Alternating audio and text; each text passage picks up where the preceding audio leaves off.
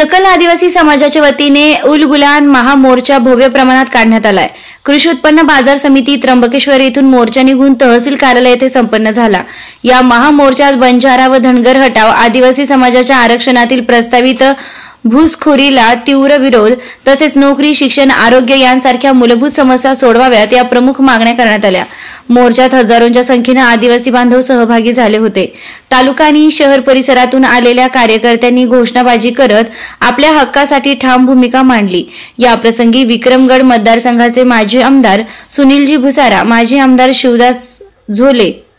शिवदाम झोले, कृषी उत्पन्न बाजार समितीचे उपसभापती विनायक शेठ माळेकर, वामनभाऊ खोसकर आदी मान्यवर उपस्थित होते।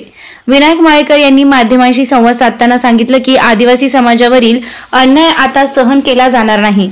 आमच्या हक्कांसाठीचा हा लढा निर्णायक टप्प्यावर आहे। मोर्चाच्या शेवटी तहसीलदारांना निवेदन देऊन आंदोलन शांततेत संपन्न झाले। नाशिक खबर न्यूज रवींद्र माळेकर।